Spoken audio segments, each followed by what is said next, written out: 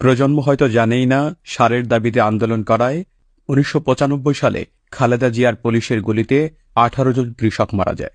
তারা জানে না ১৯৯৬ সালের পাতানো ইলেকশনের দিন আওয়ামী লীগের ৩০-এর অধিক নেতাকর্মী খুন হয় এবং ৩ মাসের হরতালে ২০০-এর কাছাকাছি নেতাকর্মী নিহত হয়।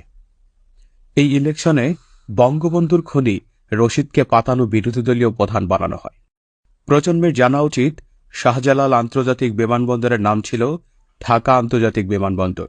বিএনপি সেটাকে নাম দেয় জিয়া আন্তর্জাতিক বিমানবন্দর এবং আওয়ামী লীগ মেনেও নেয়। কিন্তু হাসিনা যখন ১৯৯৬-তে চট্টগ্রাম বিমানবন্দরের নামকরণ করেন এম এ হান্নানের নামে, তখনই আর সহ্য করতে পারেনি খালেদা।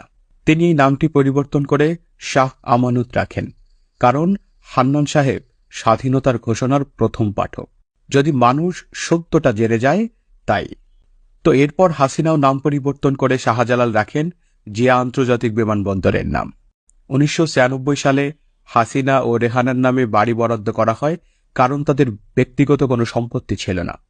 ১৯৯৪ সালে ধানমন্ডি ৩২ নম্বরকে জাদুঘর ঘোষণা করা হয় এবং এটি রাষ্ট্রীয় কোষাগারে দিয়ে দেওয়া হয় ট্রাস্টের নামে। মানে এটি জনগণের সম্পদ হিসেবে ঘোষণা করে শেখ হাসিনা। কিন্তু খালেদা জিয়া ২০০১-এ এসেই দুটি বাড়ির বরাদ্দ বাতিল করে দেন এবং হাসিনাকে বাড়ি থেকে উচ্ছেদ করেন। অথচ প্রজন্ম জানে মইনুল রোডের খালেদা জিয়ার বাড়ির কথা। প্রজন্ম জানেই না বিদ্যুৎ না পেয়ে ক্ষুব্ধ জনতা আন্দোলন করলে ২০০৬ সালে খালেদা জিয়ার পুলিশ ও বিজিবি ৩১ জনকে গুলি করে মেরেছিল।